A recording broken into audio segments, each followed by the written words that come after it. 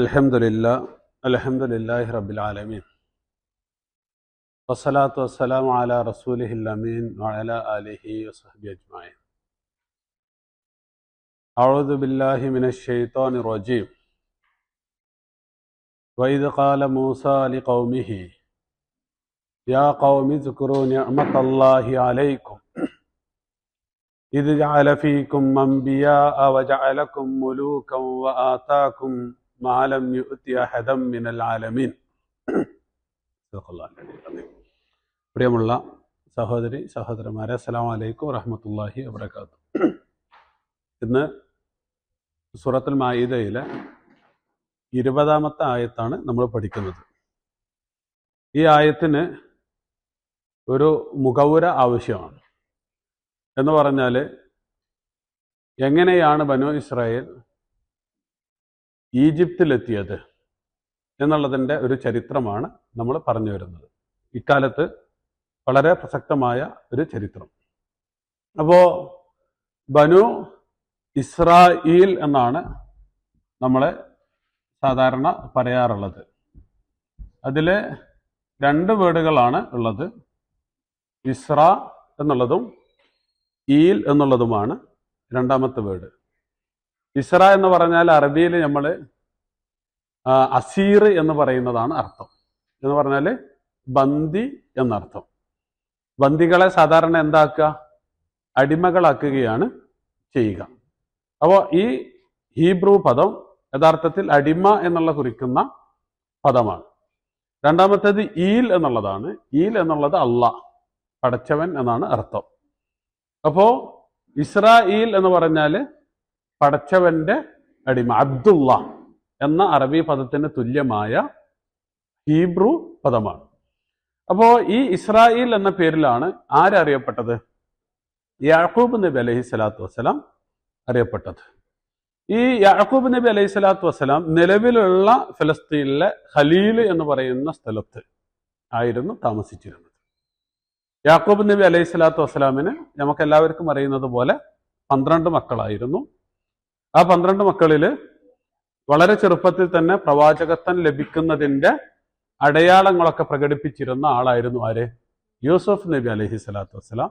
സ്വാഭാവികമായി യൂസുഫ് നബി അലൈഹി സ്വലാത്തു വസ്സലാമിന് കൂടുതൽ ഒരു പരിഗണന യാക്കൂബ് നബി അലൈഹി സ്വലാത്തു വസ്സലാം നൽകിയിരുന്നു. അത് മക്കൾക്ക് ഇഷ്ടമായില്ല. എന്ന് പറഞ്ഞാൽ ബിന്യാമിൻ ഒഴികെയുള്ള മറ്റ് മക്കൾ അവർ ഗൂഢാലോചന നടത്തുന്നു.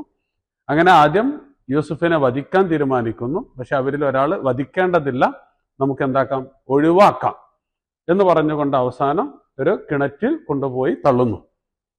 ഈ കിണർ എന്ന് പറയുന്നത് യാത്രക്കാരൊക്കെയും സാധാരണ വെള്ളം കുടിക്കാൻ, വെള്ളം ശേഖരിക്കാൻ ഉപയോഗിക്കുന്ന കിണറായിരുന്നു എന്നുള്ളത് കൊണ്ട് ഒരു യാത്രാ സംഘം അതിൽ വഴി കടന്നു വരികയും ആ യാത്രാ സംഘം യൂസുഫിനെ കൊണ്ടുപോയി വിൽക്കുകയും ചെയ്യുന്നു എന്നുള്ളതാണ് ചരിത്രം. അപ്പൊ സ്വാഭാവികമായും ആ വിൽപ്പനയിലൂടെയാണ് എവിടെയുണ്ടായിരുന്ന, അതായത് ഫിലസ്തീനിലുണ്ടായിരുന്ന യാക്കൂബ് നബി അലൈഹി സ്വലാത്തു വസ്സലാമിന്റെ മകൻ യൂസുഫ് നബി അലൈഹി സ്വലാത്തു വസ്സലാം എവിടെ എത്തുന്നത്? ഈജിപ്തിലെത്തുകയും അവിടുത്തെ മന്ത്രിയോ അതല്ലെങ്കിൽ രാജ്യത്തെ ഏറ്റവും ഉന്നതമായ ഒരു സ്ഥാനത്ത് എത്തുകയും ചെയ്തു എന്നുള്ളതാണ് ചരിത്രം. അങ്ങനെ യൂസുഫ് നബി അലൈഹി സ്വലാത്തു വസ്സലാം പിന്നീട് യാക്കൂബ് നബി അലൈഹി സ്വലാത്തു വസ്സലാമിനെയും മറ്റ് കുടുംബാംഗങ്ങളെയും എങ്ങോട്ട് കൊണ്ടുവരുന്നു? ഈജിപ്തിലേക്ക് കൊണ്ടുവരുന്നു. ഇത് ഈജിപ്ത് ഹെക്സോസ് എന്ന് പറയുന്ന ഭരണാധികാരി ഭരിക്കുന്ന സന്ദർഭത്തിലാണ്. ഈ ഹെക്സോസ് എന്ന് പറയുന്നത് ഈജിപ്തുകാരനല്ല, അദ്ദേഹം വിദേശിയായിരുന്നു. ഈജിപ്ത് കീഴടക്കി ഭരണം നടത്തുകയായിരുന്നു. അപ്പോൾ ആ കാലഘട്ടത്തിൽ ഈ യൂസുഫ് നബി അലൈഹി സ്വലാത്തു വസ്സലാം, പിന്നെ യൂസുഫ് നബി അലൈഹി സ്വലാത്തു വസ്സലാമിന്റെ മരണത്തിന് ശേഷം ബനു ഇസ്രായേൽ എന്ന് പറഞ്ഞാൽ ഈ പരമ്പരക്കൊക്കെയും ഇസ്രായേലിയർക്കൊക്കെയും ഈജിപ്തിൽ നല്ല പരിഗണനയായിരുന്നു. പക്ഷെ പിന്നീട് എന്ത് സംഭവിച്ചു പറഞ്ഞാൽ, തെക്കൻ ഈജിപ്തിൽ നടന്നിട്ടുള്ള ഒരു യുദ്ധത്തിൽ എന്ന് പറഞ്ഞാൽ പോരാട്ടത്തിൽ സ്വാഭാവികമായും ഈ ഹെക്സോസിനെ അവർ അട്ടിമറിച്ചു. കുറെ കാലമായിട്ട് യുദ്ധം നടക്കുന്നുണ്ട്, അട്ടിമറിക്കാനുള്ള ശ്രമങ്ങൾ നടത്തുന്നുണ്ട്. അദ്ദേഹം വിദേശിയായതുകൊണ്ട് അങ്ങനെ അട്ടിമറിക്കുകയും ഇദ്ദേഹത്തെ ആട്ടിയോടിക്കുകയും ചെയ്തു. ഇദ്ദേഹത്തെ ആട്ടിയോടിച്ചതിന് ശേഷം ഇസ്രയേലിയരുടെ കഷ്ടകാലമായിരുന്നു. അത് എന്തുകൊണ്ടെന്ന് ചോദിച്ചാൽ, ഹെക്സോസ് ഭരിക്കുന്ന കാലത്ത് ഹെക്സോസിന് സപ്പോർട്ട് ചെയ്തവരാണ് ആര്? ഈ പറയുന്ന ഇസ്രയേലിയർ എന്നുള്ളത് കൊണ്ട് എക്സോസിനെ നാട് കടത്തിയതിന് ശേഷം അല്ലെങ്കിൽ അദ്ദേഹത്തെ ആട്ടി ഓടിച്ചതിന് ശേഷം ഈജിപ്തുകാർ ഭരണം ഏറ്റെടുത്തതോടുകൂടി ഈ പറയുന്ന ഇസ്രയേലിയരെ എന്താക്കി, അടിമകളാക്കി പീഡിപ്പിക്കാൻ തുടങ്ങി. അപ്പൊ ഇങ്ങനെ കുറേ വർഷങ്ങൾ ഇസ്രയേൽ സമൂഹം ഈജിപ്തില് അങ്ങേയറ്റത്തെ യാതനയിലും പീഡനത്തിലും അടിമകളായി ജീവിച്ചു കൊണ്ടിരിക്കുകയാണ്. ആ സമയത്താണ് മൂസാ നബി അലൈഹി സ്വലാത്തു വസ്സലാമിനെ അള്ളാഹു സുബ്ഹാനഹു വ തആല നിയോഗിക്കുന്നത്. മൂസാ നബി അലൈഹി സ്വലാത്തു വസ്സലാമിന് 2 ദൗത്യങ്ങളായിരുന്നു ഉണ്ടായിരുന്നത്. ഒന്നാമത്തേത് അവിടെയുള്ള ജനതയെ അള്ളാഹുവിലേക്ക് ക്ഷണിക്കുക എന്നുള്ളതാണ്. രണ്ടാമത്തേത് ഈ പറയുന്ന ഇസ്രയേലിയരെ മോചിപ്പിക്കുക എന്നുള്ളതാണ്. അതാണ് അർസിൽ മഅന ബനി ഇസ്രാഈല വലാ തുഅദ്ദിബുഹും, താങ്കൾ ഞങ്ങളുടെ കൂടെ ബനി ഇസ്രായേലിനെ ഞങ്ങൾക്ക് വിട്ടുതരാ, അവരെ പീഡിപ്പിക്കരുത് എന്ന് പറയുന്ന ആ ഭാഗം. ഈ 2 കാര്യവും അവിടെ ഭരണം നടത്തിയിരുന്ന ഫറോവ നിരാകരിച്ചു. ഒന്നാമത്തേത് ഈ പറയുന്ന അള്ളാഹുവിന്റെ ഏകത്വം അല്ലെങ്കിൽ അള്ളാഹു മാത്രമാണ് ദൈവം എന്നുള്ളത് വിശ്വസിക്കുക എന്നുള്ളതും, രണ്ടാമത്തേത് ഈ ഇസ്രയേലിയരെ വിട്ടുകൊടുക്കുക എന്നുള്ളതും നിരാകരിച്ചു. ഒന്നാമത്തേത് സ്വാഭാവികമാണ്. രണ്ടാമത്തേത് എന്താണെന്ന് വെച്ചാൽ ഇവരെ അടിമകളാണ്. അടിമ എന്ന് പറയുന്നത് ഒന്ന് വലിയ സമ്പത്താണ്. രണ്ടാമത്തേത് ഈജിപ്തിലൊക്കെയും അതികഠിനമായ ജോലികൾക്ക്, ഭാരിച്ച ജോലികൾക്ക് അവരുപയോഗപ്പെടുത്തിയിരുന്നത് ആരെയായിരുന്നു? അടിമകളെയായിരുന്നു. അപ്പൊ ഈ 2 കാരണത്താലും അവർ വിട്ട് കൊടുത്തില്ല. പിന്നെയാണ് ഇതിന്റെ ഒരു ക്ലൈമാക്സ് സംഭവിക്കുന്നത് എന്ന് പറഞ്ഞാൽ അള്ളാഹു സുബ്ഹാനഹു വ തആല മൂസാ നബി അലൈഹി സ്വലാത്തു വസ്സലാമിന് നിർദ്ദേശം കൊടുക്കുന്നു, നിങ്ങൾ ആരുമായിട്ട് പോകണം? ഇസ്രായേലുമായിട്ട് പോകാൻ വേണ്ടിയിട്ട് നിർദ്ദേശം കൊടുക്കുന്നു. അങ്ങനെ ഫറോവയെ മുക്കിക്കൊല്ലുന്നു. അങ്ങനെ ഫറോവയെ വധിച്ചതിന് ശേഷം അല്ലെങ്കിൽ കൊല ചെയ്യപ്പെട്ടതിന് ശേഷം ഇവര്, അതായത് അപ്പുറത്ത് എത്തുന്നത് ഏകദേശം സീനയുടെ പരിസരത്താണ്. നമ്മളിപ്പോ സൂയസ് കനാൽ എന്നൊക്കെ പറയുന്ന ആ ഒരു ഭാഗത്തിന്റെ അപ്പുറത്താണ് ആര് ചെന്ന് കയറുന്നത്? മൂസാ നബി അലൈഹി സ്വലാത്തു വസ്സലാമും കൂടെയുള്ള ആളുകളും ചേരുന്നത്. പക്ഷെ ഇവിടുന്ന് നമുക്കറിയാത്ത ഒരു ചരിത്രം വിശുദ്ധ ഖുർആൻ പറയുന്നുണ്ട്. എന്ന് പറഞ്ഞാൽ നമ്മൾ പറയുന്നത് എന്താണ്? അതോടുകൂടി മൂസാ നബി അലൈഹി സ്വലാത്തു വസ്സലാമും ബനു ഇസ്രായേലിലും രക്ഷപ്പെട്ടു. അങ്ങനെയല്ല ഖുർആൻ പറയുന്നത്. ഖുർആൻ പറയുന്നത് അവർ മൂസാ നബി അലൈഹി സ്വലാത്തു വസ്സലാമും ബനു ഇസ്രായേലരും എങ്ങോട്ട് തിരിച്ചു വന്നു? നേരത്തെ പറഞ്ഞ ഈജിപ്തിലേക്ക് തന്നെ തിരിച്ചു വന്നു. അത് ഖുർആന് 2-3 ആയത്തുകളിലൂടെ പറയുന്നുണ്ട്. ഇപ്പൊ ഉദാഹരണമായിട്ട് ഫഅഖ്റജ്നാഹും മിൻ ജന്നാത്തിൻ വ ഉയൂൻ വ സുറൂഇൻ വ കുനൂസിൻ വ മഖാമിൻ കരീം, എന്നിട്ട് കദാലിക വ ഔറസ്നാഹ ബനി ഇസ്രായേൽ, ബനു ഇസ്രായേലിന് നമ്മള് ഈജിപ്ത് അനന്തരം കൊടുത്തു. കാരണം അത് ഈജിപ്തില് പീഡനം അനുഭവിക്കുന്ന സന്ദർഭത്തില് മൂസാ നബി അലൈഹി സ്വലാത്തു വസ്സലാം അവരോട് പറയുന്നുണ്ട്, യാ ഖൗമി ഇസ്തഈനു ബില്ലാഹി വസ്ബിറു ഇന്നൽ അർള ലില്ലാഹി യൂരിസുഹാ മൻ യശാഉ മിൻ ഇബാദി. ഭൂമി ആരുടേതാണ്? അള്ളാഹുവിൻ്റെതാണ്. നിങ്ങൾ ക്ഷമിക്ക്, അള്ളാഹ് നിങ്ങൾക്ക് എന്ത് തരും? ഇവിടെ അനന്തരം നൽകും. എന്ന് മാത്രമല്ല ഫറോവ നശിപ്പിക്കപ്പെട്ടതിന് ശേഷം യഥാർത്ഥത്തിൽ അതുമായി ബന്ധപ്പെട്ട ആയത്തിൽ കൃത്യമായിട്ട് ഔറസ്നൽ ഖൗമല്ലദീന കാനു യുസ്തളാഫൂന മശാരിഖൽ അർളി വ മഗാരിബഹ എന്ന് പറഞ്ഞാൽ അവർക്ക് അനന്തരം നൽകി എന്ന് പറയുന്നുണ്ട്. അപ്പൊ സ്വാഭാവികമായും ഇസ്രയേൽ സമൂഹത്തിന്, ബനു ഇസ്രയേൽ സമൂഹത്തിന് എന്താക്കി? അനന്തരം നൽകുകയും മൂസ ഈജിപ്ത് ഭരിക്കുകയും ചെയ്തു എന്നുള്ളതാണ് ആ ചരിത്രം. ദൗലത്തുൽ മൂസവിയ, മൂസയുടെ നേതൃത്വത്തിലുള്ള ഒരു ഭരണം എവിടെ വന്നിട്ടുണ്ട്? ഈജിപ്തിൽ വന്നിട്ടുണ്ട്. പക്ഷെ മൂസയുമായി ബന്ധപ്പെട്ട ചരിത്രം നമ്മളൊക്കെ ഒരിക്കലും ഈജിപ്തിന്റെ ചരിത്രത്തിൽ നിലവിൽ കാണാൻ കഴിയില്ല. അതെന്തുകൊണ്ടാണ് എന്ന് ചോദിച്ചാല്, അത് നമ്മൾക്കൊക്കെ അങ്ങനെ തന്നെ. നമ്മളൊക്കെയും പരാജയപ്പെട്ട അനുഭവങ്ങൾ എഴുതൂല, വിജയിച്ച അനുഭവങ്ങൾ എഴുതുള്ളൂ. എന്ന് പറഞ്ഞാൽ മൂസയും ഫറോവയും തമ്മിലുള്ള പോരാട്ടത്തിന്റെ ചരിത്രം എന്ന് പറയുന്നത് ഈജിപ്തുകാരെ സംബന്ധിച്ചിടത്തോളം അങ്ങേയറ്റത്തെ കൈപ്പുറ്റ ചരിത്രമാണ്, പതനത്തിന്റെ ചരിത്രമാണ്. അപ്പൊ സ്വാഭാവികമായും അത്തരം സംഗതികളൊന്നും എവിടെയില്ല. അവരുടെ ചരിത്രത്തിൽ മൂസയെ പോലുള്ള അല്ലെങ്കിൽ മൂസയെ കുറിച്ചുള്ള പരാമർശങ്ങളൊന്നും അധികമായിട്ട് നമുക്ക് കാണുവാൻ കഴിയുകയില്ല. പിന്നെ അതിനുശേഷം 2ാമത്തെ പോക്കാണ് എന്ന് പറഞ്ഞാൽ ആദ്യം കടൽ കടന്നത്, അതിനുശേഷമുള്ള പോക്കാണ് ഇവിടെ പരയുന്നത്. എന്ന് പറഞ്ഞാല് അള്ളാഹു സുബ്ഹാനഹു വ തആല അവർക്ക് ഈ യാക്കൂബിന്റെ നാട് എന്ന് പറഞ്ഞാൽ യാക്കൂബ് നബി അലൈഹി സ്വലാത്തു വസ്സലാം ഉണ്ടായിരുന്നു. അതായത് നമ്മൾ കൻആൻ ദേശം എന്നൊക്കെ പറയുന്ന അത് വാഗ്ദാനം ചെയ്തിരുന്നു. അൽ അർദുൽ മുഖദ്ദസ എന്നുള്ളതാണ്. അപ്പോ സ്വാഭാവികമായും ഇവര് ഞാൻ നേരത്തെ പറഞ്ഞു സീനയുടെ ആ ഭാഗത്തേക്ക് അപ്പുറത്തേക്ക് കടന്ന് അവർക്ക് പരിസരത്തുള്ള സ്ഥലമാണ് എന്ന് പറയുന്നത് അൽ അർദുൽ മുഖദ്ദസ എന്ന് പറയുന്നത്.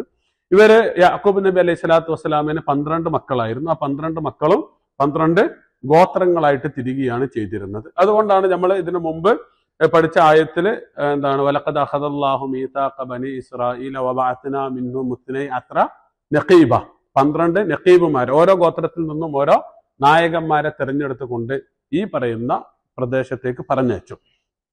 അപ്പോൾ അവിടെയുള്ള ആളുകളുടെ സ്ഥിതിഗതികളൊക്കെ മനസ്സിലാക്കാൻ വേണ്ടി അവര് വളരെ ശക്തന്മാരായ മല്ലന്മാരായ എന്താ പറയാ അധ്വാനിച്ച് ജീവിക്കുന്ന നല്ല വലുപ്പമൊക്കെ ഉള്ള ആജാനുബാഹുക്കളായ ജനങ്ങളായിരുന്നു. അപ്പൊ അങ്ങനെ അവിടെ പോയി അവിടെ അവർ അമാലിക്കുകൾ എന്നാണ് അറിയപ്പെട്ടിരുന്നത്. അങ്ങനെ അവരെ പോയി അവിടെ കണ്ട് തിരിച്ചു വന്നപ്പോ 12-ൽ 10 ആളുകളും വന്നിട്ട് പറഞ്ഞു, എന്ത് ഇനി അങ്ങോട്ട് പോകാൻ നമ്മളില്ല, അവരായിട്ട് യുദ്ധം ചെയ്തിട്ട് ആ നാട് നമുക്ക് വേണ്ട. ഇന്ന ഫീഹ ഖൗമൻ ജബ്ബാരീന വ ഇന്നാ ലൻ നദ്ഖുലഹ ഹത്താ യഖ്റുജു മിൻഹ, അവരവിടുന്ന് പുറത്തടക്കുന്നവരെ നമ്മളില്ല അങ്ങോട്ട് എന്ന് പറഞ്ഞു. ആ ഒരു ചരിത്രമാണ് ഇനി പറയാൻ പോകുന്നത്. അപ്പൊ ഇത്രയും വിശാലമായ ഒരു ചരിത്രം ആണ് ഇവിടെ എന്താണ് വിശുദ്ധ ഖുർആൻ പങ്കുവെക്കുന്നത്. അപ്പോൾ നമ്മൾ നിലവിലുള്ള ഒരു എന്താണ് എന്താ പറയുക ഒരു കോൺഫ്ലിക്റ്റ് ഉണ്ടല്ലോ, അപ്പൊ അതിന്റെ ഒരു രൂപത്തിലേക്ക് അല്ലെങ്കിൽ അതിന്റെ തലത്തിലേക്കൊക്കെ അടുത്ത ആയത്തുകളിലൂടെ നമ്മൾ എത്തുന്നതാണ്. അപ്പൊ അല്ലാഹു സുബ്ഹാനഹു വ തആല ഈ ആയത്ത് തുടങ്ങി വെക്കുന്നത് വഇദ് ഖാല മൂസ ലിഖൗമിഹി. അപ്പോ ഈ മുമ്പ് നേരത്തെ പറഞ്ഞ വലഖദ് അഖദല്ലാഹു മീസാഖ ബനി ഇസ്രായീല എന്ന് പറഞ്ഞിട്ട് നിങ്ങൾ എന്താണ് കരാറെടുത്ത് നിങ്ങളിത് ലംഘിക്കാതിരുന്നാൽ നിങ്ങൾക്ക് ഇന്ന ഇന്ന ഗുണങ്ങളുണ്ട്, ലംഘിക്കരുത് എന്ന് പറഞ്ഞ് അവർ കരാർ ലംഘിച്ചതിനെ കുറിച്ച് പറഞ്ഞു. ആ ലംഘിച്ചതിന്റെ ഡീറ്റെയിൽ ആയിട്ടുള്ള വിശദീകരണമാണ് ഇനി നൽകുന്നത്. അതാണ് വഇദ് അഖദല്ലാഹു വഇദ് ഖാല മൂസ ലിഖൗമിഹി. അപ്പൊ ഇത് എന്ന് പറയുന്നത് നമ്മൾ പറഞ്ഞിരുന്നു ലർഫ് ജമാനാണ്, ഒരു വക്തിനെ കുറിക്കുന്നത്. പണ്ടത്തെ ഒരു സാധനം ഇപ്പൊ ഓർക്കുന്നതിനാണ് സാധാരണ അത് പ്രയോഗിക്കാറുള്ളത്. അപ്പൊ വഇദ് ഖാല മൂസ പ്രവാചകൻ പറഞ്ഞ സന്ദർഭം ലിഖൗമിഹി അദ്ദേഹത്തിന്റെ ജനതയോട്. അപ്പോ ഖൗമ് ബഹുവചനം അഖ്വാമ്, ഇത് നമ്മൾ മുമ്പ് വിശദീകരിച്ച ഒരു സാധനമാണ്. എന്ന് പറഞ്ഞാൽ ഒരു ആൾക്കൂട്ടം എന്നുള്ള അർത്ഥത്തിലാണ് സാധാരണ അത് പ്രയോഗിക്കാറുള്ളത്, അല്ലെങ്കിൽ ഒരു ജനസമൂഹം എന്നുള്ള അർത്ഥത്തിലാണ് അതിന് പ്രയോഗിക്കാറ്. അതിനേക്കാൾ വിശാലമായ ഒരു അർത്ഥമൊന്നും അതിനില്ല.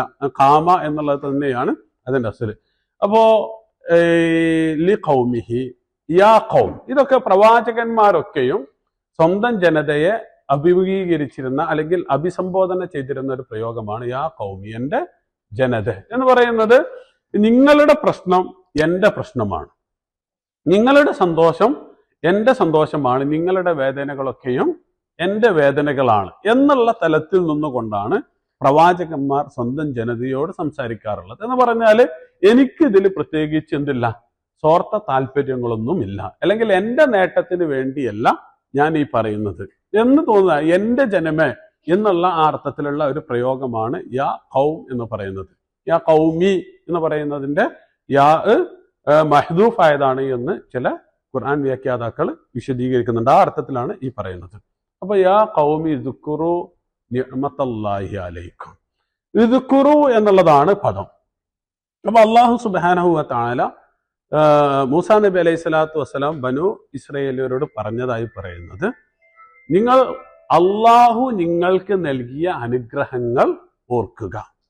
അപ്പോ സാധാരണ അറബി ഭാഷയില് യൗമുൻ മുദക്കറുൻ, നമ്മൾ മുദക്കർ മുഅന്നസ് എന്നൊക്കെ കേട്ടിട്ടുണ്ട്. യൗമുൻ മുദക്കറുൻ ഇദാ വുസിഫ ബിശിദ്ദതി വസ്സുഊബതി വകസ്റത്തിൽ ഖത്ൽ എന്ന് പറഞ്ഞാൽ ധാരാളം എന്താ ആളുകൾ കൊല ചെയ്യപ്പെട്ട വളരെ പ്രയാസകരമായ ദിനം, അതിനെ കുറിക്കാനാണ് എന്ത് പറയാ യൗമുൻ മുദക്കർ എന്ന് പറയുക. ത്വരീഖുൻ മുദക്കറുൻ എന്ന് പറഞ്ഞാല് അങ്ങേയറ്റം ഭയമുള്ള ആളുകൾക്ക് നടക്കാനൊക്കെ ഭയം തോന്നുന്ന വഴി, അതിനാണ് ത്വരീഖുൻ മുദക്കറുൻ എന്ന് പറയുക. റജുലുൻ ദക്കറുൻ എന്ന് പറഞ്ഞാൽ ഇദാകാന ഖവിയ്യൻ വ ശുജാഅൻ, നല്ല ധീരനായ ശക്തനായ മനുഷ്യനാണ് അതുകൊണ്ടാണ് ദക്കർ എന്ന് എന്ത് പറയുന്നത്, പുരുഷന്മാരെ കുറിക്കാൻ വേണ്ടിയിട്ട് പ്രയോഗിക്കുന്നത്. അപ്പോ ഇത് യഥാർത്ഥത്തിൽ എന്താണ്, നമ്മൾ കാളരാത്രി എന്നൊക്കെ പറയുന്നത് പോലെ, അല്ലെങ്കിൽ മനസ്സിൽ നിന്ന് ഒരിക്കലും നമ്മൾ മറന്നു പോകാത്ത ചില നിമിഷങ്ങൾ അല്ലെങ്കിൽ ചില ദിവസങ്ങൾ. അപ്പൊ അങ്ങനെ, അതായത് മനസ്സിലിങ്ങനെ കൊത്തിവെക്കപ്പെട്ട എന്നുള്ള അർത്ഥത്തെ കുറിക്കുന്നതിനാണ് എന്ത് പറയുക, ദക്കറ എന്ന അറബി ഭാഷയിൽ പ്രയോഗിക്കുക. അതുകൊണ്ടാണ് ഭീകരമായ വഴി എന്ന് പറയുന്നതിന്, അതല്ലെങ്കിൽ കൊടിയ ഭീകരമായ ദിനം എന്നുള്ളതൊക്കെ കുറിക്കുന്നതിന് വേണ്ടി എന്ത് പറയുന്നു, യോമുൻ മുദക്കറുൻ ത്വരീഖുൻ മുദക്കറുൻ എന്ന് പറയുന്നത്. അപ്പൊ മനസ്സിലിങ്ങനെ കൊത്തിവെച്ചതുപോലെ ഓർക്കുന്നതിനാണ് എന്ത് പറയുക, ശരിക്ക് ദക്കറ എന്ന് പറയുക. ക്ലിയർ അല്ലേ? അതുപോലെ മത്തറുൻ ദക്കറുൻ എന്നൊക്കെ പറയും. അങ്ങേയറ്റത്തെ ഷദീദുൻ വാബിലുൻ, ചുരിയുന്ന പേമാരിക്കൊക്കെയാണ് സാധാരണ മത്തറുൻ ദക്കറുൻ എന്നൊക്കെ പറയുക. അപ്പോ ഇതിൽ നിന്നാണ് ദക്കറ എന്നുള്ള പദം എന്ന് പറഞ്ഞാല് ഇങ്ങനെ മനസ്സിലിങ്ങനെ നിലനിർത്തുക, ഓർത്ത് നിലനിർത്തുന്നതിനാണ് ഫദുക്കുറൂനി അതുക്കുറുക്കും എന്നൊക്കെ പറയുന്ന സാധനം അതാണ്. എന്ന് പറഞ്ഞാൽ നിലനിർത്തുക എന്നുള്ളതാണ്. അപ്പോ ശരിക്ക് ഒരു മനുഷ്യന്, അതായത് ഇസ്ലാമിന്റെ കാഴ്ചപ്പാടില് ഒരു മനുഷ്യനെ ബാധിക്കുന്ന അങ്ങേയറ്റവും ഗുരുതരമായ രോഗങ്ങളിലൊന്ന് ഇഅ്തിയാദുൻ നിഅം എന്നുള്ളതാണ്. എന്ന് പറഞ്ഞാൽ അള്ളാഹു ഇങ്ങനെ അനുഗ്രഹങ്ങൾ നൽകും. അപ്പോൾ ആ അനുഗ്രഹത്തിന്റെ വില നമ്മൾ അറിയാണ്ട് പോകും. അപ്പൊ നമുക്ക് കണ്ണുണ്ട്, അല്ലെങ്കിൽ 2 കൈകളുണ്ട്, ഇതൊക്കെ ഒരു വലിയ അനുഗ്രഹമാണ്. പക്ഷെ ആ അനുഗ്രഹത്തിന്റെ വില നമുക്ക് അറിയാത്തത് എന്തുകൊണ്ടാണ്? അത് നമുക്ക് അതിന്റെ വില എന്താണ് മിസ്സായത്, അല്ലെങ്കിൽ അതിന്റെ വാല്യൂ നഷ്ടപ്പെട്ടത് നമ്മൾ അത് സ്ഥിരമായിട്ട് ഇങ്ങനെ ഉപയോഗിച്ചു കൊണ്ടിരിക്കുന്നു എന്നുള്ളതാണ്. അപ്പോ ആ ഒരു ദുരന്തമാണ്, രോഗമാണ് ആർക്ക് സംഭവിച്ചത്? ഇസ്രയേൽ സമൂഹത്തിന് സംഭവിച്ചത്. ഇത് വിശുദ്ധ ഖുർആനിൽ ഒരുപാട് ആയത്തുകളിൽ, ഇപ്പൊ സൂറത്തുൽ ബഖറയിൽ തന്നെ യാ ബനി ഇസ്രായീൽ ഉസ്കുറൂ നിഅമതി അല്ലതി അൻഅംതു അലൈക്കും വഔഫു ബിഅഹ്ദി എന്ന് പറയുന്നത്. അതുപോലെ വേറൊരു ആയത്തിലും യാ ബനി ഇസ്രായീൽ ഉസ്കുറൂ നിഅമതി അല്ലതി അൻഅംതു അലൈക്കും വഅന്നി ഫളൽതുക്കും അലൽ ആലമീൻ എന്നൊക്കെ പറയും. എന്ന് പറഞ്ഞാൽ നിങ്ങൾ അള്ളാഹു നൽകിയിട്ടുള്ള അനുഗ്രഹങ്ങൾ ഓർക്കൂ എന്ന് ഇസ്രായേൽ സമൂഹത്തോട് അങ്ങനെ നിരന്തരമായി പറയുന്നത് അവരെ ബാധിച്ച ഗുരുതരമായ രോഗം എന്നുള്ളത് അള്ളാഹു ധാരാളം അനുഗ്രഹങ്ങൾ നൽകുക, അതൊക്കെ എന്താണ് നമ്മൾ വിശദീകരിക്കും, നൽകുകയും അവയൊക്കെ അവരുടെ അടുത്ത് വിലയില്ലാണ്ട് പോവുകയും ചെയ്തു എന്നുള്ളതാണ്. വിശ്വാസികളോടും അള്ളാഹു പറയുന്നുണ്ട്, യാ അയ്യുഹല്ലദീന ആമനു ഉസ്കുറൂ നിഅമതല്ലാഹി അലൈക്കും ഇദ് ജാഅത്കും ജുനൂദുൻ ഫഅർസൽനാ അലൈഹിം റീഹൻ വജുനൂദൻ ലം തറൗഹ, സൂറത്തുൽ അഹ്സാബ്. അപ്പോ അള്ളാഹുവിന്റെ അനുഗ്രഹങ്ങൾ സ്മരിക്കുക എന്ന് പറയുന്നത്, അനുഗ്രഹങ്ങൾ നമ്മൾ സ്മരിക്കുക എന്ന് പറഞ്ഞാൽ അതിന് നന്ദി കാണിക്കുക എന്നാണ്. അപ്പൊ നമ്മൾ നന്ദി കാണിച്ചാൽ എന്ത് സംഭവിക്കും? അള്ളാഹു അനുഗ്രഹങ്ങൾ വർദ്ധിപ്പിച്ചു നൽകും എന്നുള്ളതാണ്. ലഇൻ ശകർതും ലഅസീദന്നകും എന്ന് വിശുദ്ധ ഖുർആന് കൃത്യമായിട്ട് പറയുന്നുണ്ട്. അപ്പൊ അതാണ് ഇവിടെ ഇദ്കുറൂ നിഅമതല്ലാഹി അലൈക്കും എന്നുള്ളതിൽ ഇദ്കുറൂ, നിങ്ങൾ സ്മരിക്കുക, നിങ്ങളുടെ മനസ്സിൽ കൊത്തിവെക്കുക. നിഅമതല്ലാഹി അലൈക്കും, അള്ളാഹു നിങ്ങൾക്ക് നൽകിയിട്ടുള്ള അനുഗ്രഹങ്ങൾ. നിഅമത്ത് എന്ന് പറയുന്നത് ശരിക്ക് തൻഈമത്ത്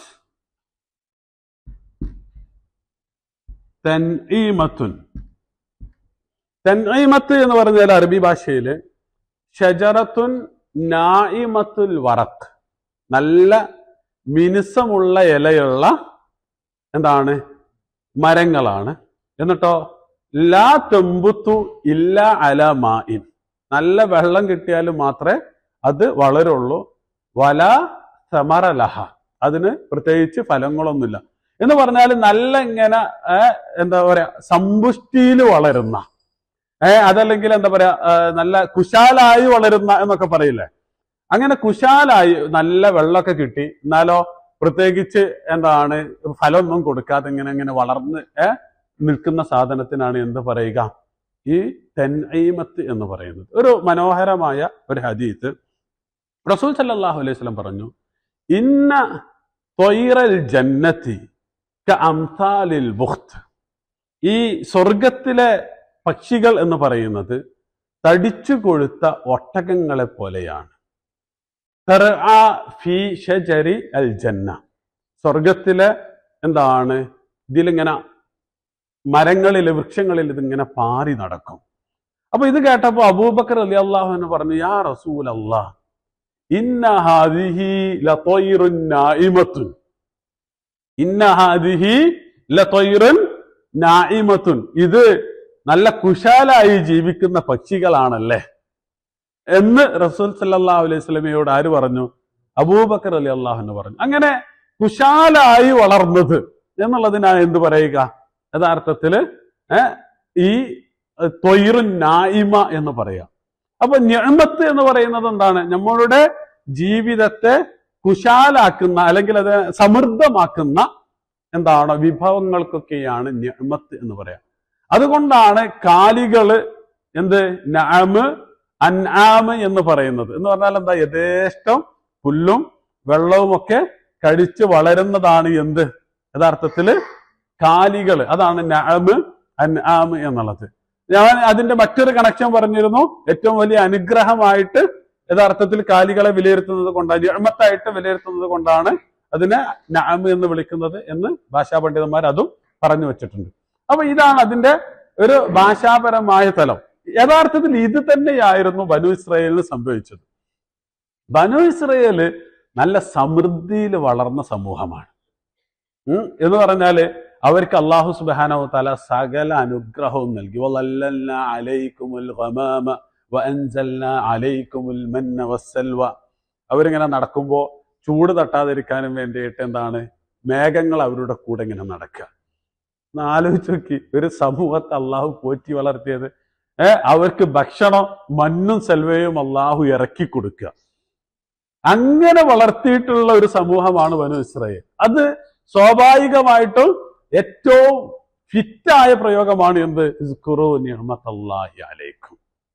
അള്ളാഹു നിങ്ങൾക്ക് നൽകിയിട്ടുള്ള അള്ളാഹുവിന്റെ അനുഗ്രഹങ്ങൾ അള്ളാഹുവിലേക്കാണ് ചേർത്ത് വന്നിട്ടുള്ളത്. എന്ന് പറഞ്ഞാൽ അള്ളാഹു നിങ്ങൾക്ക് എന്താണ് നിങ്ങളെ പ്രത്യേകം പരിഗണിച്ച് നൽകിയതാണ് എന്ന് കുറിക്കാനാണ് നിഅമത്തല്ലാഹി അലൈക്കും. എന്നിട്ട് ഓരോരോ അനുഗ്രഹങ്ങൾ ഇങ്ങനെ എണ്ണി എണ്ണി പറയാണ്. അതായത് നിങ്ങൾക്കത് ഓർമ്മയില്ലെങ്കിൽ, നിങ്ങളുടെ മനസ്സിൽ നിങ്ങൾ അത് കൊത്തി വെച്ചിട്ടില്ലെങ്കിൽ ഞാൻ പറഞ്ഞു തരാം. ഇത് ജഅല ഫീക്കും അംബിയ. അതിലൊന്ന്, അവൻ നിങ്ങളിൽ പ്രവാചകന്മാരെ നിയോഗിച്ചിരിക്കുന്നു. അവൻ നിങ്ങളിൽ പ്രവാചകന്മാരെ നിയോഗിച്ചിരിക്കും. ഇത് എന്ന് പറഞ്ഞാൽ ഇങ്ങനെ ആക്കിയ സന്ദർഭം. ജഅല ഫീക്കും, ജഅല അവൻ ആക്കി എന്ന് പറഞ്ഞാൽ അവൻ നിങ്ങളിലാണ് ആക്കിയത് എന്നുള്ളതാണ്. അവിടെയാണ് അതാണ് പോയിന്റ്, അതിന്റെ ഫോക്കസ്. എന്ന് പറഞ്ഞാൽ ഒരുപാട് പ്രവാചകന്മാരെ അള്ളാഹു സുബ്ഹാനഹു വ തആല നിയോഗിച്ചിട്ടുണ്ട്. പക്ഷേ ഇസ്രായേൽ സമൂഹത്തിന് അള്ളാഹു പ്രവാചകന്മാരെ നൽകിയതുപോലെ അള്ളാഹു വേറൊരു സമൂഹത്തിന് നൽകിയിട്ടില്ല. അള്ളാഹുവിന്റെ റസൂൽ സല്ലല്ലാഹു അലൈഹി വസല്ലം അതിനെക്കുറിച്ച് പറഞ്ഞ് കാനത്ത് ബനു ഇസ്രായീൽ തസൂസുഹുൽ അംബിയ. ഇസ്രായേൽ സമൂഹത്തെ നയിച്ചിരുന്നത്, അവരുടെ ലീഡർ, അവരുടെ നായകന്മാർ ആരായിരുന്നു? അംബിയാക്കളായിരുന്നു. കുല്ലമാ ഹലക നബിയ്യുൻ ഖലഫഹു നബിയ്യുൻ. ഒരു പ്രവാചകൻ മരിച്ചുപോയാൽ പിന്നെ അള്ളാഹു അപ്പോ തന്നെ മറ്റൊരു പ്രവാചകൻ. ഒരേ സമയത്ത് തന്നെ ഒന്നിലേറെ പ്രവാചകന്മാരെ നൽകും. മൂസാ നബിയുടെ കൂടെ ആരുണ്ടായിരുന്നു? ഹാറൂൻ നബി അലൈഹി സ്വലാത്തു വസ്സലാം, യാക്കൂബ് നബി അലൈഹി സ്വലാത്തു വസ്സലാമും യൂസുഫ് നബി അലൈഹി സ്വലാത്തു വസ്സലാമും ഒരേ കാലത്തുണ്ടായിരുന്നു.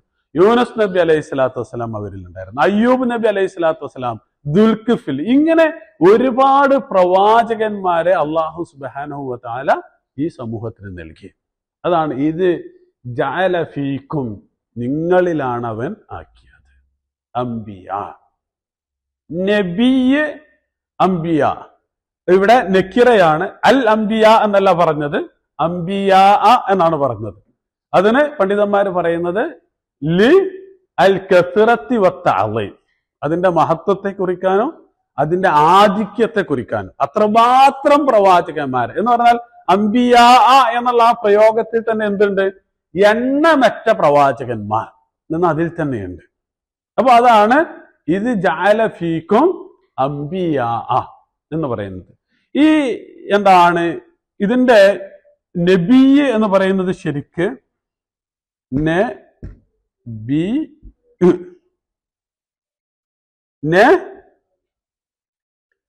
അലാ വസ്നി ഫഈൽ.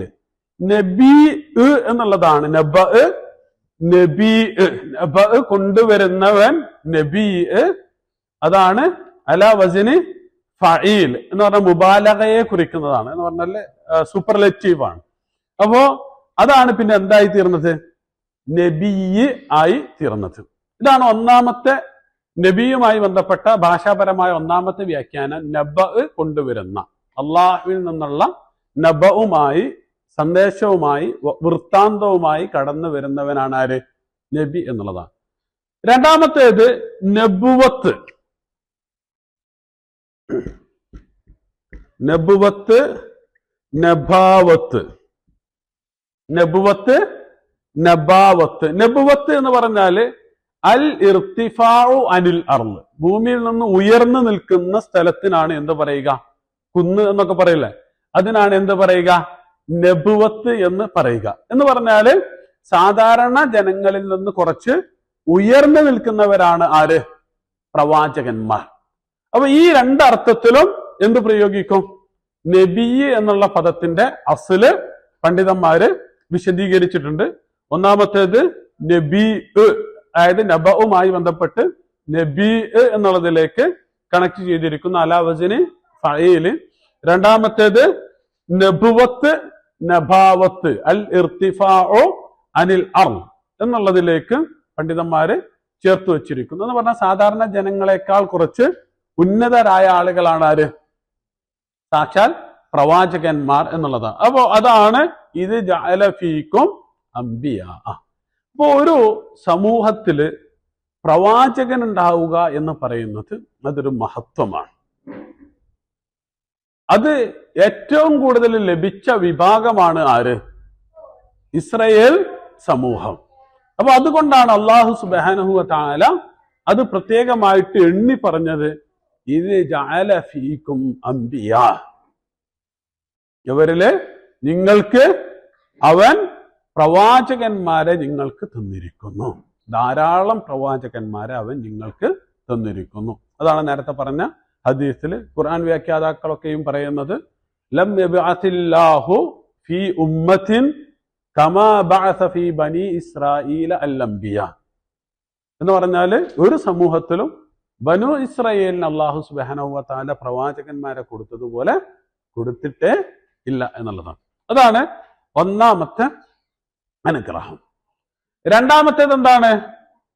വജഅലകും മുലൂക, അവൻ നിങ്ങളെ മലിക്ക്, മുലൂക്ക്, മലിക്ക്, മുലൂക്ക്.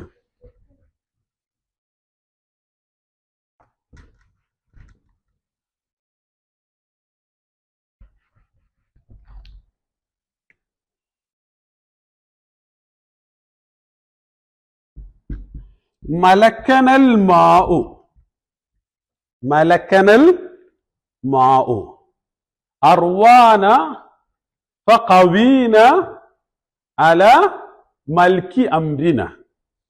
അർവാന ഫഖവീന അല മൽക്കി അംരിന. ഞങ്ങളെ വെള്ളം എന്താണ്? ഭരിച്ചു എന്ന് പറഞ്ഞാൽ ഞങ്ങൾക്ക് ഞങ്ങളുടെ ദാഹം ശമിപ്പിക്കുകയും അല്ലെങ്കിൽ ഞങ്ങൾക്ക് വേണ്ട കാര്യങ്ങളൊക്കെയും പൂർത്തീകരിക്കുന്ന വിധത്തിൽ, ഞങ്ങളുടെ കാര്യങ്ങൾ പൂർത്തീകരിക്കുന്ന വിധത്തിൽ ഞങ്ങളെ അത് സഹായിക്കുകയും ചെയ്തു എന്നാണ് മലക്കനൽ മാഉ എന്ന് പറഞ്ഞാൽ. എന്ന് പറഞ്ഞാല് ഒരു കാര്യം കൈകാര്യം ചെയ്യുവാനുള്ള പ്രാപ്തി നൽകുക, സ്വാതന്ത്ര്യം നൽകുക എന്നുള്ളതാണ് മലക്ക എന്നുള്ളതിന്റെ ഭാഷാർത്ഥം. ലീ മൽക്കുൻ ഫിൽ വാദി എന്ന് പറയും. എന്ന് പറഞ്ഞാല് താഴ്വരയില് പോയിട്ട് കിടന്നുറങ്ങാനും പുല്ല് ചെത്താനും വെള്ളം കുടിക്കാനും എല്ലാറ്റിനുമുള്ള സ്വാതന്ത്ര്യമുണ്ട് എന്ന് പറയുന്നതിനാണ് ലീ മൽക്കുൻ ഫിൽ വാദി എന്ന് സാധാരണ പറയാറുള്ളത്. അപ്പൊ അങ്ങനെ സ്വന്തം ഇഷ്ടപ്രകാരം ഒരു സംഗതി കൈകാര്യം ചെയ്യുവാനുള്ള സ്വാതന്ത്ര്യമാണ് എന്ത് നമ്മൾ പറയുന്ന മിൽക്ക് എന്ന് പറയുന്നത്. അപ്പോ അതിന്റെ മലിക്ക്, അതിന്റെ ബഹുവചനമാണ് എന്ത്? മുലൂക്ക് എന്ന് പറയുന്നത്. ഓക്കെ. അപ്പോ അള്ളാഹുവിലേക്ക് ചേർത്ത് എന്താണ്? മലിക്ക്, മാലിക്ക്, മലീക്ക്, മൂന്ന് പദങ്ങളും വിശുദ്ധ ഖുർആന് അള്ളാഹുവിലേക്ക് ചേർത്ത് പ്രയോഗിച്ചിട്ടുണ്ട്. അൽ മലിക്കിൽ ഖുദ്ദൂസ് അല്ല, അൽ മലിക് അൽ ഖുദ്ദൂസ് എന്ന് വിശുദ്ധ ഖുർആൻ പറയുന്നു. മാലിക്കി യൗമുദ്ദീൻ എന്ന് പറയുന്നു. അതുപോലെ തന്നെ ഇന്ദ മലീക്കിൻ മുഖ്തദിർ എന്ന് പ്രയോഗിച്ചു. അപ്പോ ഇതൊക്കെ വ്യത്യസ്തമായ അർത്ഥങ്ങളിലുള്ള പ്രയോഗങ്ങളാണ്.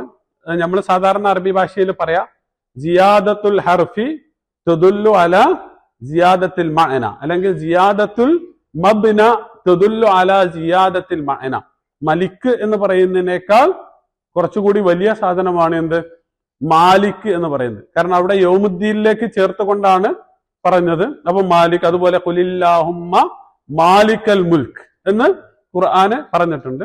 അപ്പൊ ഇങ്ങനെ മലീക്ക് എന്ന് പറയുന്ന അലാ വസ്നി ഫഈലാണ്, എന്നെന്നും നിലനിൽക്കുന്ന. ഒരിക്കലും എന്താണ്, ഇപ്പോ ഭരണാധികാരികൾ ഉണ്ടാവും. ഫറോവ മലിക്കായിരുന്നു, പക്ഷെ കുറച്ചു കാലം കഴിഞ്ഞപ്പോ കഴിഞ്ഞ് തീർന്ന്. പക്ഷെ അതുപോലെയല്ല ആര്, പടച്ച തമ്പുരാൻ എന്ന് കുറിക്കാനാണ് മലീക്ക് എന്നുള്ള പദം പ്രയോഗിക്കുന്നത്. അങ്ങനെ വ്യത്യസ്തമായ തലങ്ങളിൽ നിന്നുള്ള പദപ്രയോഗങ്ങളാണ്. അപ്പൊ ഇവിടെ എന്താണ്, രണ്ട് വ്യാഖ്യാനങ്ങളാണ് വജഅലക്കും മുലൂക്കൻ എന്നുള്ളത്. വജഅലക്കും മുലൂക്കൻ എന്നുള്ളത്. അതിൽ ഒന്നാമത്തെ വ്യാഖ്യാനം ഭരണം കൊടുക്കുക എന്നുള്ളതാണ്. അപ്പൊ യൂസുഫ് നബി അലൈഹി സ്വലാത്തു വസ്സലാം ഭരണാധികാരിയായിരുന്നു. നേരത്തെ പറഞ്ഞ വിശദീകരണം അനുസരിച്ച് മൂസാ നബി അലൈഹി സ്വലാത്തു വസ്സലാം ഈജിപ്ത് ഭരിച്ചിട്ടുണ്ട്. വഅഖ്റജ്നാഹും മിൻ ജന്നാത്തിൻ നഈം എന്ന് പറഞ്ഞിട്ടുള്ള ആയത്തില് അവസാനത്തില് കദാലിക വഔറത്നാഹ ബനി ഇസ്രായേൽ. അപ്പോ ബനി ഇസ്രായേലിന് അവിടെ അധികാരം നൽകി എന്ന് ഖുർആൻ പറയുന്നുണ്ട്. അപ്പൊ ഈ അർത്ഥത്തില് ഭരണം നൽകുക എന്നുള്ളതാണ് അതിന്റെ ഒന്നാമത്തെ വ്യാഖ്യാനം. രണ്ടാമത്തെ വ്യാഖ്യാനം എന്ന് പറയുന്നത് ഇവര് ഈജിപ്തിൽ എന്തായിരുന്നു, ഇവരെ അടിമകളായിരുന്നു. അടിമകൾ എന്ന് പറഞ്ഞാല് സ്വന്തമായി ഒന്നും ചെയ്യുവാൻ പ്രാപ്തിയില്ലാത്ത, സ്വാതന്ത്ര്യമില്ലാത്ത ആളുകളാണ്. അപ്പൊ അങ്ങനെയുള്ള അവര് സ്വന്തമായി കാര്യങ്ങളൊക്കെ നിർവഹിക്കാനുള്ള സ്വാതന്ത്ര്യം അള്ളാഹു നൽകി എന്നുള്ളത് എന്താണ്, വജഅലക്കും മുലൂക്കൻ എന്നുള്ളതിന്റെ വിശദീകരണത്തിൽ പെടും. അത് പറയാനുള്ള കാരണം ആ അർത്ഥത്തിലുള്ള വ്യാഖ്യാനങ്ങൾ. ഉദാഹരണമായിട്ട് ഉമർ ബിൻ അബ്ദുല്ലാഹിബിൻ ഉമർ റളിയല്ലാഹു അൻഹുവിന്റെ അടുത്ത് ഒരാൾ വന്ന് ചോദിച്ചു, അലസ്ന മിൻ ഫുഖറാഇൽ മുഹാജിരീൻ, നമ്മള് എന്താണ് ദരിദ്രരായ മുഹാജിറുകളുടെ ഗണത്തിലല്ല പെടുക. അപ്പൊ അബ്ദുല്ലാഹിബിൻ ഉമർ റളിയല്ലാഹു അൻഹു അദ്ദേഹത്തോട് ചോദിച്ചു, അലക സൗജത്തുൻ തവി ഇലൈഹ, താങ്കൾക്ക് ഭാര്യയുണ്ടോ, ഇണയുണ്ടോ? അപ്പൊ അദ്ദേഹം പറഞ്ഞു, അതെ, എനിക്ക് ഭാര്യയുണ്ട്. അലക്ക മസ്കനും തസ്കുനുഹു, താങ്കൾക്ക് താമസിക്കാൻ വീടുണ്ടോ? അപ്പൊ അദ്ദേഹം പറഞ്ഞു, അതെ, എനിക്കുണ്ട്. അപ്പോ അബ്ദുല്ലാഹിബിൻ ഉമർ റളിയല്ലാഹു അൻഹു പറഞ്ഞു, ഫഅൻത മിനൽ അഗ്നിയ, താങ്കൾ ധനികൽ ഉൾപ്പെടുന്നവനാണ്, ദരിദ്രനല്ല എന്ന് തിരുത്തി.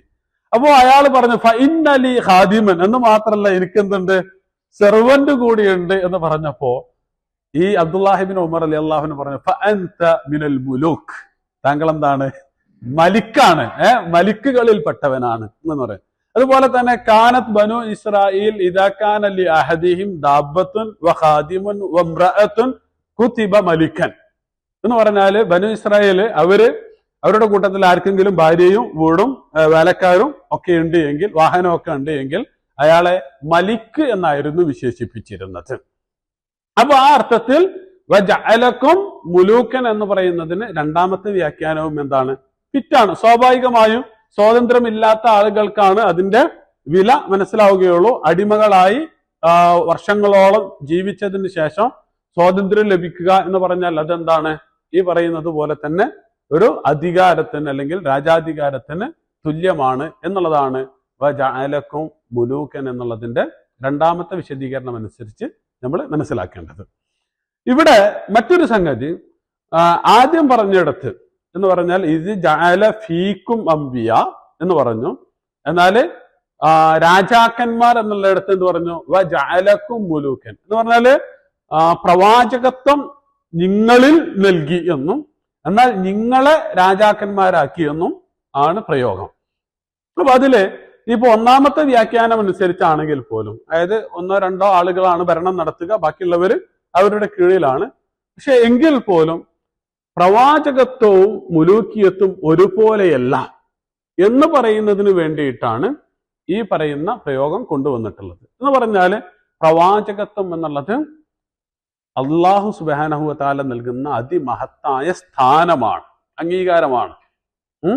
അപ്പോ എന്താണ്, അള്ളാഹുവിനറിയാം ഹൈത്തു അള്ളാഹു റിസാലത്തഹു എന്നൊക്കെ പറയുന്ന വിശുദ്ധ ഖുർആനിലെ വചനങ്ങളുണ്ട്. എന്ന് പറഞ്ഞാല് ഇത് കിട്ടാത്തത് കൊണ്ട് റസൂൽ സല്ലല്ലാഹു അലൈഹി വസല്ലമയോട് വിദ്വേഷമുള്ള ആളുകൾ ഉണ്ടായിരുന്നു, അതിന്റെ പേരിൽ സ്വീകരിക്കാത്ത ആളുകൾ ഉണ്ടായിരുന്നു. അപ്പോൾ അവിടെയൊക്കെ കൃത്യമായിട്ട് ഇതൊരു മഹത്വമാണ്, ആ മഹത്വം എല്ലാ ആളുകൾക്കും ലഭിക്കുകയില്ല. അപ്പോൾ ആ ഒരു സൂചന നൽകാൻ വേണ്ടിയാണ് ഇവിടെ ഇത് ജഅല ഫീക്കും അംബിയാ വ ജഅലക്കും മുലൂക. അപ്പൊ അവിടെയും നക്കിറയാണ് ലിൽ കസ്റ എന്ന് പറഞ്ഞാൽ ധാരാളം എന്നുള്ള അർത്ഥത്തിൽ തന്നെയാണ് കുറിക്കുന്നത്. അധികാരം നൽകുക എന്നുള്ളതാണ് അതിന്റെ ഒരു എന്താ പറയാ ഉദ്ദേശം. ഇനി അടുത്തത് വആതാകും മാലം യുഅതി അഹദൻ മിനൽ ആലമീൻ.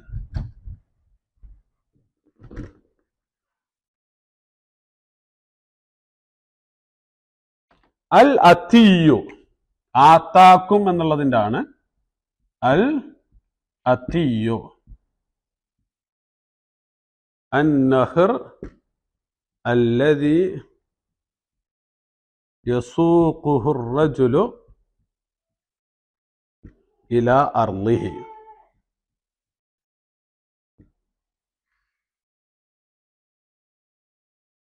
നമ്മള് സാധാരണ ഇപ്പോൾ വീടിൻ്റെ അടുത്തൊരു പുഴ ഉണ്ടെങ്കിൽ അല്ലെങ്കിൽ ഒരു തോടുണ്ടെങ്കിൽ നമുക്ക് കൃഷിയൊക്കെ ഉണ്ടെങ്കിൽ നമ്മൾ എന്ത് ചെയ്യും? നമ്മൾ ചെറുതായിട്ടൊരു ഇങ്ങനെ തോട് വെട്ടിയിട്ട് അല്ലെങ്കിൽ ഒരു വഴി വെട്ടിയിട്ട് ആ വെള്ളം നമ്മളുടെ ഭൂമിയിലേക്ക് തിരിച്ച് കൊണ്ടുവരും, നനക്കാനോ അതല്ലെങ്കിൽ മറ്റ് ആവശ്യങ്ങൾക്കോ. അതിനാണ് ശരിക്ക് അൽ അത്തീ എന്ന് പറയാം. അപ്പൊ സ്വാഭാവികമായിട്ടും ആ വഴിയിലൂടെ ഇങ്ങനെ വെള്ളം ഇങ്ങനെ ഒഴുകി ഒഴുകി ഇങ്ങനെ എത്തും. അങ്ങനെ നമ്മളെ തേടിയിട്ട് ആ എത്തുന്നതിനാണ് എന്ത് പറയുക? അൽ അത്തീ എന്ന് പറയുക. അതൈത്തുൽ മാ എന്ന് പറഞ്ഞാല് അസ്ലഹ്തു മജ്റാഹു ലിയജ്രിയ ഇലാ അർളി എന്ന് പറഞ്ഞാല് അതിന്റെ വഴി, വെള്ളം ഒഴുകുന്ന വഴി ഞാൻ ശരിയാക്കി ആ വെള്ളം എൻ്റെ അടുത്ത് എൻ്റെ ഭൂമിയിൽ എത്തുന്നതിന് വേണ്ടിയിട്ട്. അതാണ് അത്തീ എന്ന് പറയുന്നത്. അപ്പൊ അത്ത എന്ന് പറഞ്ഞാൽ നമ്മൾ സാധാരണ എന്താ പറയാ, വന്നു അല്ലെങ്കിൽ ചെന്നു എന്നുള്ളതിനൊക്കെയാണ് അത്ത അംറുല്ലാ ഫലാ തസ്തഅജിലു. നിങ്ങൾ എന്താണ്, അള്ളാഹുവിന്റെ ശിക്ഷ ഇതാ വന്നിരിക്കുന്നു എന്നൊക്കെ പറയില്ലേ. അപ്പൊ ആ വരവ് എന്ന് പറഞ്ഞാൽ നമ്മളെ തേടി നമ്മളുടെ അടുത്തേക്ക് ഇങ്ങനെ വരുന്നതാണ്. അപ്പോ ഈ ആത്ത എന്ന് പറയുന്ന സാധനവും എന്താണ്, അങ്ങനെ ഒന്നിനെ ഉദ്ദേശിച്ച് കൊണ്ടു ചെന്ന് കൊടുക്കുന്ന, അതായത് നമ്മൾ അതിനെ തേടി ചെല്ലുന്നതാണ് എന്ത് ആത്ത എന്നുള്ളത്. അത് ഞാൻ എപ്പോഴും പറയാറുണ്ട്. ആത്തു സക്കാത്ത് എന്ന് പറയുന്ന പ്രയോഗം എന്താണ്, നമ്മളെ തേടി വരുന്ന ആളുകൾക്ക് നമ്മൾ കൊടുക്കുന്ന കാശല്ല സക്കാത്ത് എന്ന് പറയുന്നത്. സക്കാത്തിന്റെ അവകാശികൾ, അവരെ തേടി നമ്മൾ അങ്ങോട്ട് ചെന്ന ആ അവകാശികൾക്ക് എത്തിച്ചു കൊടുക്കുന്നതാണ് എന്ത് ഈ സക്കാത്ത് എന്ന് പറയുന്നത്. അപ്പൊ ആ സാധനമാണ് ഇവിടെ നിങ്ങൾക്ക് വേണ്ട അനുഗ്രഹങ്ങള് ഇവിടെ കൊണ്ടുവന്ന് തന്നു, നിങ്ങളിലേക്ക് എത്തിച്ചു തന്നു എന്നുള്ള ആ ഒരു അർത്ഥമാണ് യഥാർത്ഥത്തിൽ ആക്കും. അവൻ നിങ്ങൾക്ക് കൊണ്ടുവന്ന് തന്നിട്ടുണ്ട്, അവൻ നിങ്ങൾക്ക് കൊണ്ടുവന്ന് തന്നിട്ടുണ്ട്. എന്താണ് തന്നത്? മാലം യുഅതി അഹദൻ മിനൽ ആലമീൻ. എന്താ സാധനം എന്ന് പറയാതെ ദുന്യാവിലെ ആർക്കും കൊടുക്കാത്തത് അവൻ നിങ്ങൾക്ക് കൊണ്ടുവന്ന് തന്നിരിക്കുന്നു. അതൊരു വലിയ പ്രയോഗമാണ്. എന്ന് പറഞ്ഞാല് വിശാലമായ അർത്ഥത്തിൽ ഉള്ള പ്രയോഗമാണ്. എന്ന് പറഞ്ഞാൽ ആർക്കും കൊടുക്കാത്തതാണ് പടച്ച തമ്പുരാൻ നിങ്ങൾക്ക് നൽകി. എന്ന് പറഞ്ഞാൽ അത്രത്തോളം നിങ്ങളെ ആര് പരിഗണിച്ചിട്ടുണ്ട്? അള്ളാഹു സുബ്ഹാനഹു വ തആല പരിഗണിച്ചിട്ടുണ്ട്. അപ്പോൾ അത് എന്തൊക്കെയാണ്? ഒരുപാട് സംഗതികളുണ്ട്. ഇപ്പൊ ഉദാഹരണമായിട്ട് ഫറോവയെ അള്ളാഹു മുക്കുന്നത് അവര് കണ്ടുകൊണ്ടിരിക്കുന്ന സന്ദർഭത്തിലാണ്. ശരിക്കും എന്ത് ചെയ്യാം? അവരെ രക്ഷപ്പെടുത്തിയതിന് ശേഷം ഇവരെ ശിക്ഷിക്കുകയൊക്കെ ചെയ്യാം. പക്ഷെ അത് അള്ളാഹുവിന്റെ അനുഗ്രഹം. ഇത്രയും പീഡിപ്പിച്ച ഒരു എന്താണ് ഏറ്റവും ഭീകരനായ അല്ലെങ്കിൽ ഒരു അഹങ്കാരിയായ ഒരു ഭരണാധികാരിയെ അള്ളാഹു സുബ്ഹാനഹു വ തആല ശിക്ഷിക്കുന്നത് കണ്ട് ആനന്ദിച്ചവരാണ് അവര്. ഫഇദ് ഫറഖ്നാ ബിക്കുമുൽ ബഹറ ഫഅൻജയ്നാകും വഅഗ്റഖ്നാ ആല ഫിർഔന വഅൻതും തൻദുറൂൻ. നിങ്ങൾ നോക്കി നിൽക്കുകയാണ് നമ്മൾ ഈ പറയുന്ന ഫറോവയെയും കൂടെയുള്ള ആളുകളെയും മുക്കിക്കളഞ്ഞത്. അതൊന്ന്. അതുപോലെ വളല്ലൽനാ അലൈക്കുമുൽ ഗമാമ, ഞാൻ നേരത്തെ പറഞ്ഞ വഅൻസൽനാ അലൈക്കുമുൽ മന്ന വസ്സൽവ എന്ന് പറയുന്നത്. അതുപോലെ വഇദ് ഇസ്തസ്ഖാ മൂസാ ലിഖൗമിഹി ഫഖുൽനാ ളിബ് ബിഅസാക്കൽ ഹജർ, മൂസാ നബി അലൈഹി സ്വലാത്തു വസ്സലാം അവർക്ക് എന്ത് കൊടുത്തു? എന്താണ് അവർക്ക് വേണ്ടിയിട്ട് അള്ളാഹുവിനോട് വെള്ളം ചോദിച്ചു. നമ്മൾ മൂസയോട് പറഞ്ഞു, എന്ത് ചെയ്യാം, നിന്റെ വടി കൊണ്ട് ഈ കല്ലിന് നീ അടിക്കുക. എന്തുണ്ടായത്? അപ്പോൾ അതിൽ നിന്ന് വെള്ളം പുറത്തേക്ക് ചാടി. ഓരോ ഗോത്രത്തിന് കുടിക്കാൻ, നേരത്തെ പറഞ്ഞ 12 ഗോത്രത്തിന് കുടിക്കാൻ എന്താണ് 12 ഉറവകൾ കൊടുത്തു. ഇത്രയും കൃത്യമായിട്ട് അള്ളാഹു സുബ്ഹാനഹു വ തആല നോക്കിയിട്ടുള്ള ഒക്കെ കഴിഞ്ഞിട്ട് അവർക്ക് ആകെ മടുത്ത്. എന്നിട്ടോ അവർ മൂസാ നബിയുടെ അടുത്ത് വന്നിട്ട് വൈദ് ഖുൽതും യാ മൂസ, താങ്കൾ എന്താ ഇദുലനാ റബ്ബക എന്നൊക്കെ പറഞ്ഞിട്ട് താങ്കൾ പടച്ചവനോട് പ്രാർത്ഥിക്കുക. ലൻ നസ്ബിറ അലാ ത്വാമിൻ വാഹിദിൻ, ഞങ്ങള് എന്താണ് ഈ മന്നും സെൽവയും അള്ളാഹ് ആദരിച്ചു കൊടുത്ത ഭക്ഷണം, എന്നിട്ടോ ഞങ്ങൾ ഇത് കഴിച്ച് മടുത്തിരിക്കുന്നു. അതുകൊണ്ട് ഇദുലനാ റബ്ബക, താങ്കൾ റബ്ബിനോട് പ്രാർത്ഥിക്കുക. യുഖ്രിജ് ലനാ എന്ന് പറഞ്ഞിട്ട് ഞങ്ങൾക്ക് മിൻ ബഖലിഹ വ ഖിത്തായിഹ വ ഫൂമിഹ വ അദസിഹ വ ബസലിഹ, കക്കരി, എങ്ങനെ കുറെ പച്ചക്കറിയുടെ പേര് പറഞ്ഞിട്ട് ഇതൊക്കെ ഞങ്ങൾക്ക് അള്ളാഹ് തരട്ടെ എന്ന് പറഞ്ഞ് ഇങ്ങനെ. എന്നിട്ടോ ഇത്രയും കിട്ടിയിട്ട് ഇവര് മൂസയോട് പറയണത് കേട്ടണോ? മൂസാ പ്രവാചകന്റെ അടുത്ത് വന്നിട്ട് ഇദുലനാ റബ്ബക, താങ്കളുടെ റബ്ബിനോട് പോയി ചോദിക്ക് എന്ന് പറഞ്ഞാൽ ഇത്രയും അനുഗ്രഹങ്ങളൊക്കെ പടച്ചോന് അവർക്ക് ഇങ്ങനെ കൊടുത്തിട്ട് അപ്പോഴും അവരെ റബ്ബായിട്ടില്ല. ഇതാണ് ആ ജനത. അതാണ് അള്ളാഹു പറയുന്നത് ദുക്റു നിഅമത്തുല്ലാഹി അലൈക്കും. അപ്പോ ആത്താക്കും, ആത്ത എന്നുള്ളത് അൽ അത്തി എന്നുള്ള പദത്തിൽ നിന്നാണ്. അന്നഹ്റല്ലദീ യസൂഖുഹു റജുലു ഇലാ അർളിഹി എന്നാണ്. അത്തൈത്തുൽ മാഅ എന്ന് പറഞ്ഞാൽ അസ്ലഹ്തു മജ്റാഹു എന്നാണ് അതിന്റെ അർത്ഥം. ആത്താക്കും മാ ലം യുഅതി അഹദൻ മിനൽ ആലമീൻ. അഹദൻ എന്ന് പറഞ്ഞാൽ നക്കിറയാണ്. ഒരാൾക്കും, നമ്മൾ ഷൈഅൻ എന്ന് പറഞ്ഞാൽ ഒന്നിനും എന്ന് പറയുന്നത് പോലെ അഹദൻ എന്ന് പറഞ്ഞാൽ ഒരാൾക്കും ദുനിയാവിൽ ഇങ്ങനെ നമ്മൾ എന്താക്കിയിട്ടില്ല, അനുഗ്രഹം വേറൊരാൾക്കും കൊടുത്തിട്ടില്ല എന്ന് പറയുന്നതാണ് മിനൽ ആലമീൻ. ആലമ്, ആലമൂൻ, ആലമീൻ. ആലമ് എന്നുള്ളതിന് 2 ബഹുവചനമുണ്ട്. അതിൽ ഒന്നാണ് ആലമൂൻ എന്നുള്ളത്, അതിന്റെ മജ്റൂറാണ് ഇവിടെ ആലമീൻ. അതുപോലെ തന്നെ രണ്ടാമത്തേത് അവാലിം എന്നാണ്. അവാലിം, അൽ ആലമു ജമുഹു അൽ അവാലിം എന്നാണ്. അപ്പോ എന്താണ് മാലോകർക്ക് എന്നുള്ളതാണ് അതിന്റെ നമുക്ക് മലയാളത്തിൽ പറയാൻ പറ്റുന്ന ഒരു അർത്ഥം എന്ന് പറയുന്നത്. എന്ന് പറഞ്ഞാല് ഇപ്പൊ അൽഹംദുലില്ലാഹി റബ്ബിൽ ആലമീൻ എന്നൊക്കെ പറയുന്നത് എന്ന് പറഞ്ഞാൽ സർവ്വലോക രക്ഷിതാവ് എന്നാണ് നമ്മൾ പറയുന്നത്. എന്ന് പറഞ്ഞാൽ ലോകത്തെ എല്ലാ ചരാചരങ്ങളെയും ഉൾക്കൊള്ളാൻ പറ്റുന്ന അർത്ഥത്തിൽ വിശാലമായ പ്രയോഗമാണ് യഥാർത്ഥത്തിൽ ആലമ്, അതുപോലെ അവാലിം അല്ലെങ്കിൽ ആലമൂൻ എന്നൊക്കെ പറയുന്ന പദപ്രയോഗം. അപ്പോ മാലം യുഅതി അഹദൻ മിനൽ ആലമീൻ. അപ്പോ എന്നിട്ട് ഇത് നന്ദികേട് അന്നേ തുടങ്ങി. മൂസാ നബി അലൈഹി സ്വലാത്തു വസ്സലാം നിങ്ങൾ നന്ദികേട് കാണിക്കരുത് എന്ന് അവരോട് പറഞ്ഞു. എന്നിട്ട് വീണ്ടും അവര് നന്ദികേട്, അതായത് നേരത്തെ പറഞ്ഞ അൽ അർളുൽ മുഖദ്ദസയിലേക്ക് 12 ആളുകളെ വബഅത്നാ മിൻഹു മുസ്നൈ അശ്റ നഖീബ എന്ന് പറയുന്ന 12 ആളുകളെ നായകന്മാരെ പറഞ്ഞു വെച്ചു. അവരുടെ നേതാക്കന്മാരുടെ ക്വാളിറ്റി വരെ അടുത്ത ആയത്തുകളിലൂടെ കൃത്യമായിട്ട് അല്ലാഹു സുബ്ഹാനഹു വ തആല വിശദീകരിക്കുന്നുണ്ട്. ഇൻഷാ അല്ലാഹ് നമുക്ക് അടുത്ത ക്ലാസ്സിൽ കണ്ടിന്യൂ ചെയ്യാവുന്നതാണ്. വാഖിറു ദഅവാന അനിൽ ഹംദുലില്ലാഹി.